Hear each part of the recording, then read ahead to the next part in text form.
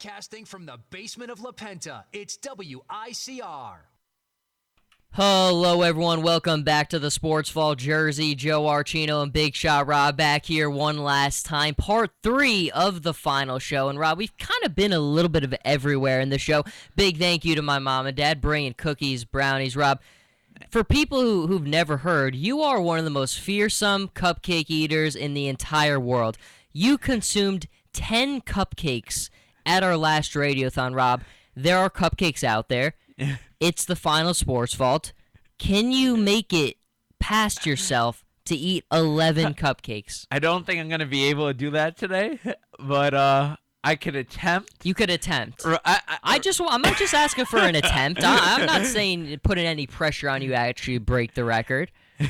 I just want to say thank you to them. Thank you for bringing the great desserts. And Joe, Big Joe, thank you so much for this great picture that you gave to me. And Joe, this is such a great gift. And I mean, this is so memorable. This has been a great 4 years, and your family has been so great to us. And I just want to thank them so much for all they've done, whether it's Radiothon, whether it's a bunch of different events they've been covering for us, whether it's been taking us to different games. Thank you guys so much. You've done so much. There is no Sports Vault without Mom and Dad. And for people, you can't really see the picture very well on the stream, on the Facebook one, on the Ustream one. But of course, we will post pictures with these later, so everyone can, of course, get and appreciate how nice that actually looks. But it's still one of those things where you just have so many memories, and Mom and Dad have been a part of them all. And I think my favorite one still is, though, there's no one, and I enjoy seeing people enjoy the food, enjoy the cupcakes and stuff, but there's no one that I ever saw was as fearsome when it came to baked goods eating them as you, Rob.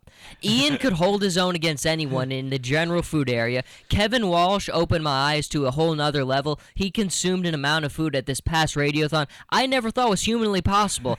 But, Rob, no one can touch you when it comes to the amount of cupcakes consumed. That is a title no one can even come close to you with. I got to create the belt. That's what I got to do. I got to create the belt. The belt is your picture on it. Because, next year when we come back, Joe, yes, we got to top that record now. I got to top that record. See, and that's, I used to run track, and sometimes you used to set the bar a little high, and it was hard to beat your personal best, but Rob, you've set the bar at an incredible level. 10 is a lot of cupcakes. Yeah, I was worried about you at 8. You looked like you were in for a struggle at 8, but you somehow powered through, and you got 2 more in to get to 10. And I had the carrots and celery. I was like, break it healthy. Well, dessert healthy. Well, let's talk strategy for a minute here, because it wouldn't be the Sports Vault final if we weren't talking a little strategy. Was that part of your strategy? Stay away from the solid food, from the heavy stuff, from the actual real food, and keep it solely to the sugary-based goods, and then throw in a carrot and a celery stick every now and then? That was the approach. Okay. And then it's a good strategy. My problem was that I should have done it in more of a timely basis and prepared my body, not go, oh, here's a cupcake, have 3 cookies along with it. Here's cupcake number 2. I think I killed myself. But, Rob, think about that. It was great, though. The cupcakes were great. I can't pass that up. You didn't have preparation and you ate 10 cupcakes. That's like if a LeBron James doesn't stretch, doesn't have a shoot around an entire day, and he drops 36 points. Rob, you are the LeBron James of cupcake eating. I just want to let that be known to all the audiences out there. There is no one who can match your eating intensity when it comes to that. But I think we kind of digress, and we go back to the sports for a little bit, Rob. Charles Barkley is always a guy we like to talk about. He's a very interesting character who likes to constantly talk and say things that some might consider outrageous, but are your parents here? Yeah, they're here. Very cool. So they're going to be walking into the room, so we'll go to take a quick break soon so that you can get a talk to them. But Charles Barkley basically said, and we all kind of know, the Cavaliers it was as big a demoralizing loss as you could have. They broke the record for most three-pointers, 25 of them in the game. He basically said the only way Atlanta can get back in this series is by hurting the Cavaliers. Now, Rob, we know Charles Barkley says crazy things sometimes. Do the Hawks need to hurt the Cavaliers to get back in this series?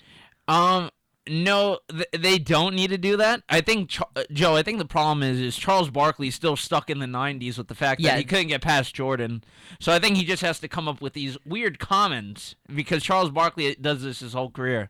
Well, and that's one thing, too, is the 90s style, we all know that's as physical brand of basketball as there ever was. But yeah, I mean, it's just, I think Charles Barkley sometimes doesn't think about what he says. Like during the NCAA tournament, my favorite line that he said was, in a one-loss scenario, you have to play well.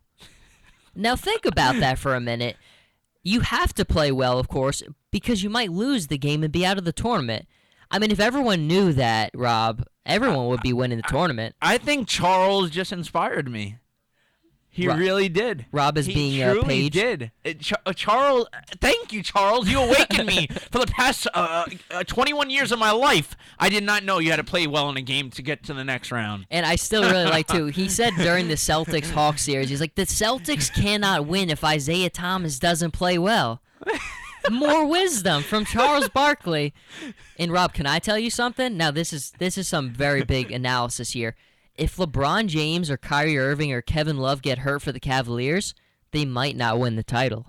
Oh, that's wisdom right Breaking there. news on the Sports Vault. Hypotheticals all over the place. But yeah, it was one of those things that just really made you scratch your head. That's like me saying, breaking news. If Tony Parker, Tim Duncan, and Ginobili rest, the Spurs are not winning.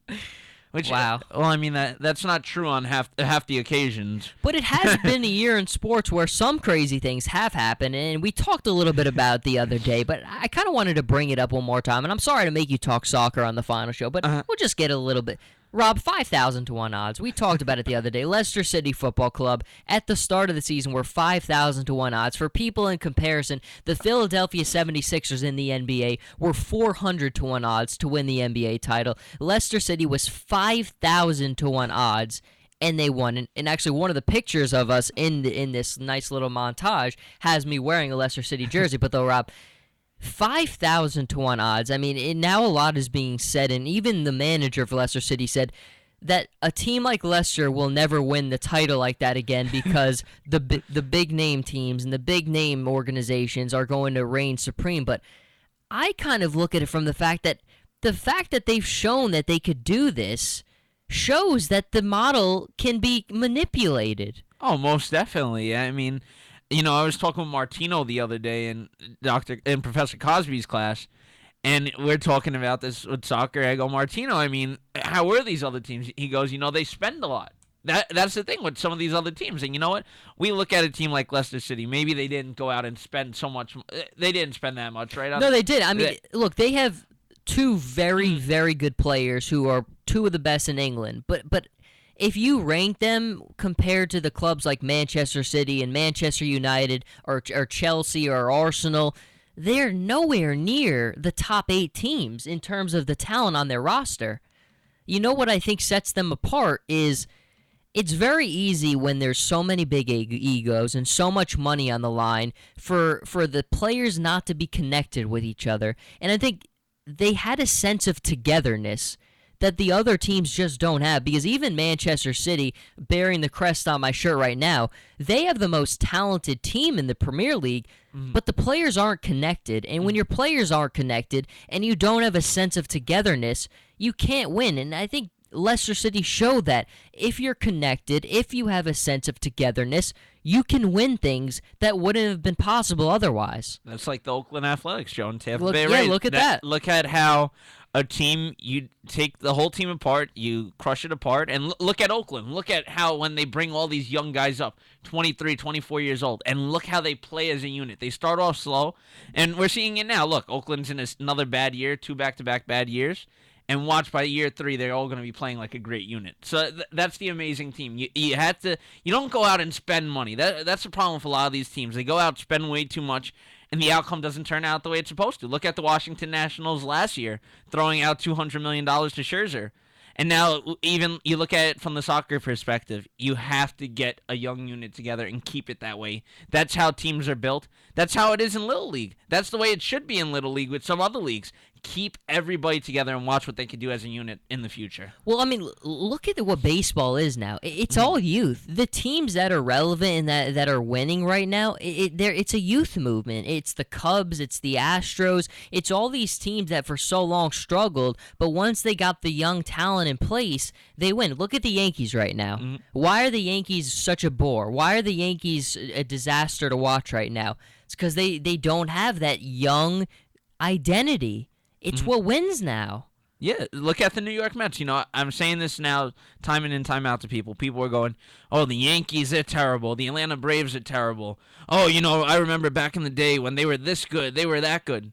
Give it 2 to 3 years. They're going to be back to what the Mets are. That's all they need. They just need a couple years to rebuild, get some young guys, and watch what that young core could do. You don't need to go out spending money, losing draft picks. That's the problem in baseball. They go out, hey, I'm throwing out $200 million. I'm going to lose my first-round pick, and look what it does for your future. You could have a top 10, top 15 pick in the draft, and you're costing yourself right then and there. There's no question about it. But Rob, I want to get you out there to see your family. We're at the 10-minute mark on the third segment, so we're going to take a quick break, and then we will be right back.